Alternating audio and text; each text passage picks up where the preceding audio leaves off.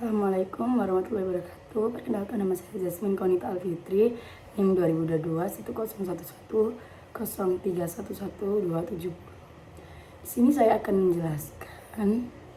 menjelaskan manfaat viktimologi, penanggulangan kejahatan, kebijakan hukum pidana, dan pemberdayaan korban. Sebuah kasus kejahatan terjadi, semua mata tertuju pada pelaku. Siapa dia, apa motifnya, berapa lama ia harus dihukum. Namun bagaimana dengan orang yang menderita akibat kejahatan itu?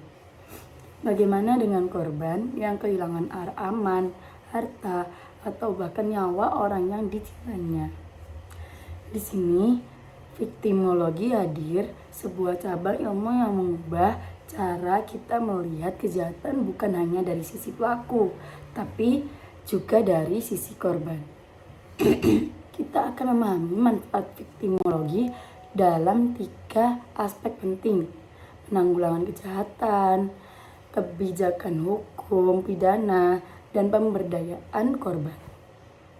Secara epistemologis, viktimologi berasal dari kata victim yang berarti korban, dan logos berarti ilmu.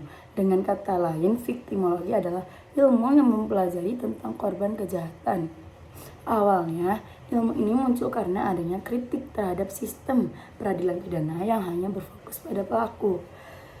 Korban seringkali dilupakan, diperlakukan hanya sebagai saksi, bahkan kadang-kadang justru disalahkan. Padahal korbanlah yang menderita akibat kejahatan. Tokoh seperti Benjamin Mendelssohn dan Hans von Hating mulai memperkenalkan konsep viktimologi pada tahun 1940.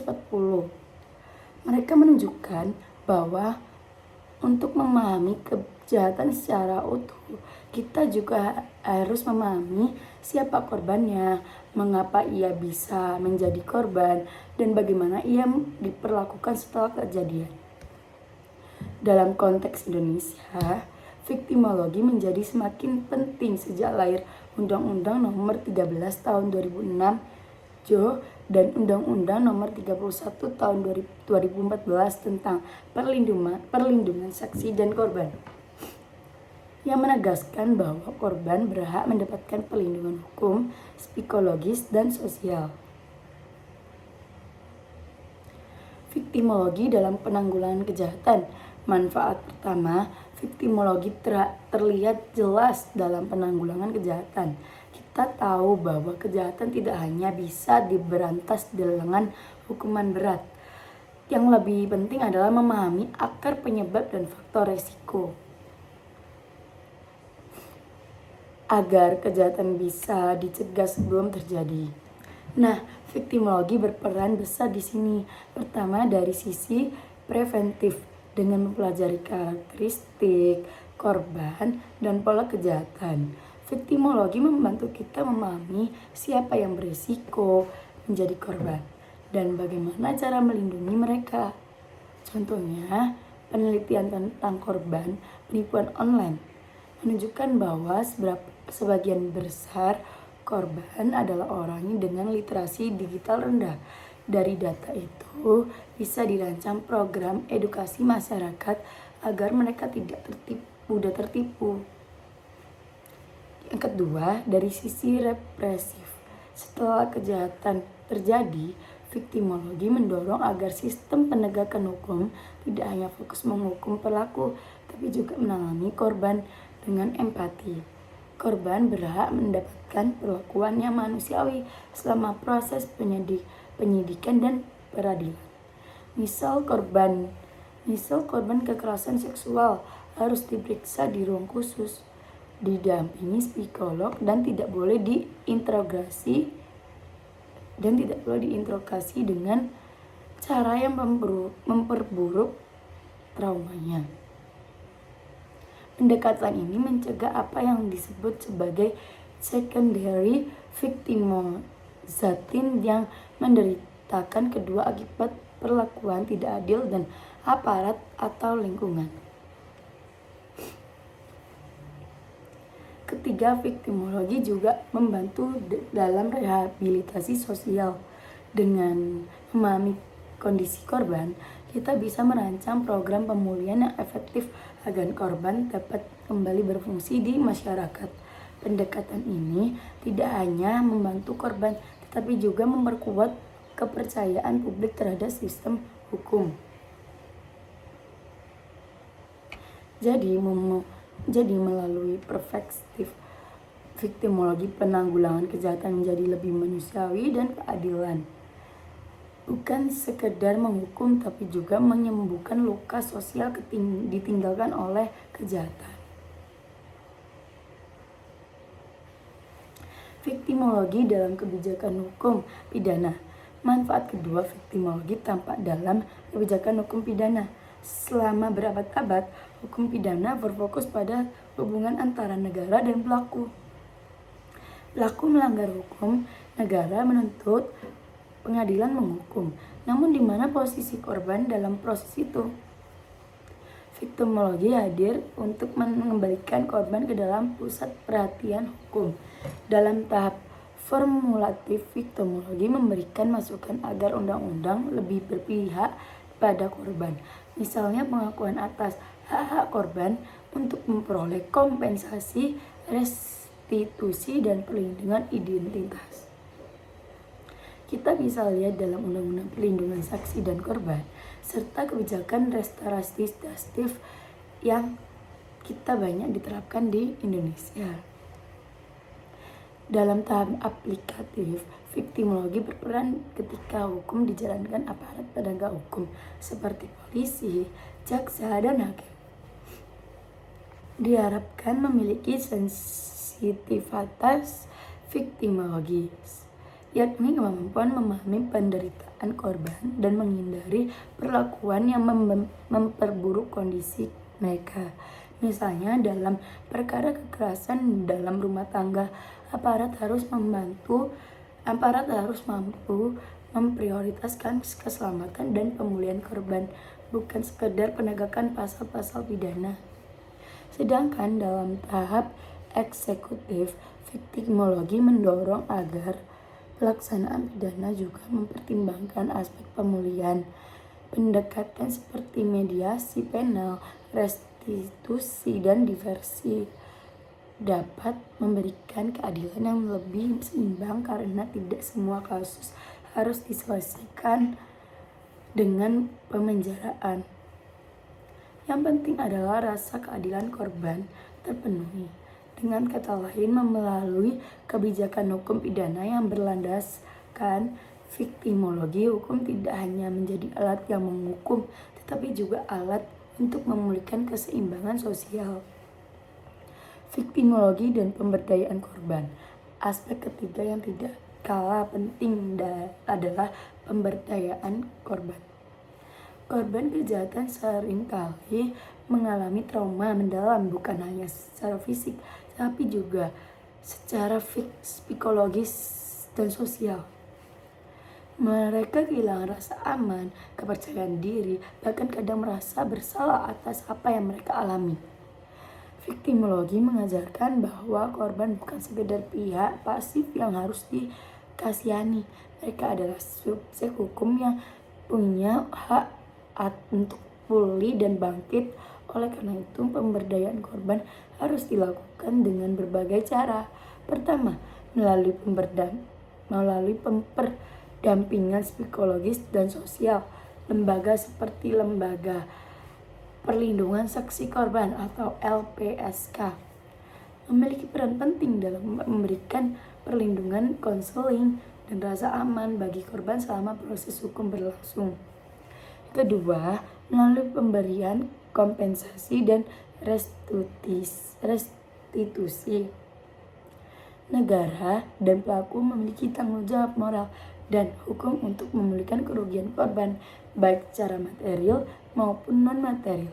Misal korban kekerasan seksual berhak atas pemulihan psikologis, biaya pengobatan, serta kompensasi dari negara. Yang ketiga, melalui partisipasi aktif korban dalam proses hukum. Korban harus diberi kesempatan untuk didengar dan disampaikan penderitaan dan harapannya. Hal ini akan membuat keadilan terasa lebih nyata dan personal. Yang keempat, melalui edukasi dan advokasi masyarakat, kesadaran publik tentang hak-hak korban perlu terus ditumbuhkan. Ketika masyarakat lebih peka terhadap korban, maka perlindungan sosial kita menjadi lebih aman dan empati. Dengan pemberdayaan sistem ini, korban tidak hanya lebih menjadi orang yang menderita, tetapi juga menjadi individu yang kuat dan berdaya. Sebagai kesimpulan, viktimologi memberi manfaat besar dalam 3 aspek penting. Dalam penanggulangan kejahatan, viktimologi membantu memahami korban untuk mencegah dan menanggulangi kejahatan dengan cara yang lebih manusiawi. Yang kedua, dalam kebijakan hukum pidana, viktimologi lebih dasar membentukkan hukum yang berorientasi pada pemulihan bukan sekedar pembalasan. Yang ketiga, pemberdayaan korban. Viktimologi mendorong lahirnya sistem yang pemulihan martabat dan hak-hak korban secara utuh. Dengan memahami viktimologi, kita belajar bahwa keadilan sejati tidak hanya tentang menghukum pelaku, tetapi juga tentang pemulihan korban. Sebab dalam setiap kejahatan yang paling membutuhkan perhatian bukan hanya mereka yang bersalah, tapi juga mereka yang terluka. Dalam konteks Indonesia, viktimologi mulai dikenal dan diajarkan sering dengan berkembangnya kesadaran akan hak asasi manusia dan reformasi sistem peradilan pidana. Melalui viktimologi, kita diajak untuk tidak hanya menghukum pelaku, tetapi juga memberikan keadilan bagi korban. Biasanya penanggulangan kejahatan difokuskan pada pelaku dengan penegakan hukum yang tegas, pembinaan di lembaga masyarakat atau pengawasan sosial. Namun viktimologi menambahkan satu sudut pandang baru, bagaimana pengalaman korban bisa menjadi sumber pengetahuan untuk mencegah kejahatan di masa depan. Viktimologi membantu kita memahami faktor-faktor yang membuat seseorang rentan menjadi korban, misalnya karena kondisi sosial, ekonomi, atau psikologis tertentu. Dengan memahami kerentanan ini, masyarakat dan aparat dapat mengambil langkah-langkah pencegahan. Pertama, dari sisi pencegahan, viktimologi membantu kita memahami faktor yang membuat seseorang rentan menjadi korban, misalnya karena kondisi sosial, ekonomi, atau psikologis tertentu. Dengan memahami kerentanan ini, masyarakat dan aparat dapat mengambil langkah-langkah pencegahan lebih efektif. Misalnya edukasi kepada masyarakat tentang modus penipuan digital, kekerasan dalam rumah tangga, atau perdagangan orang. Semuanya karena berakar dari hasil studi psikologis. Selama bertahun-tahun, hukum pidana sering dianggap sebagai hukum untuk menghukum. Namun sekarang dengan perkembangan pemikiran viktimologi, hukum pidana juga dilihat sebagai sarana untuk pemulihan keseimbangan dan keadilan, bukan hanya antara negara dan pelaku, tapi juga antara pelaku dan korban. Pemberdayaan di sini berarti membantu korban untuk bangkit, pulih, dan berdaya kembali setelah mengalami kejahatan, tidak hanya secara fisik, tetapi juga secara psikologis, sosial, dan ekonomi. Viktimologi mengajarkan bahwa korban tidak boleh dipandang sebagai pihak yang pasif atau lemah, melainkan sebagai subjek hukum yang memiliki hak dan martabat. Dari semua pembahasan tadi, kita bisa melihat bahwa viktimologi memiliki manfaat besar bagi masyarakat dan sistem hukum kita. Dalam penanggulangan kejahatan, viktimologi membantu pencegah menangani kejahatan dengan lebih manusiawi. Dalam kebijakan hukum pidana, viktimologi menjadi dasar bagi sistem hukum yang berorientasi pada pemulihan, bukan hanya hukuman. Dan dalam pemberdayaan korban, viktimologi mengembalikan martabat manusia yang sempat hilang akibat kejahatannya. Pada akhirnya, viktimologi mengajarkan satu hal penting, bahwa keadilan sejati tidak hanya ditemukan dalam hukuman bagi pelaku, tetapi juga dalam pemulihan bagi korban. Terima kasih telah menyimak video ini. Semoga kita semua semakin memahami pertimbangan melihat kejahatan di sisi korban, karena di balik setiap kejahatan ada manusia yang lebih dipulihkan.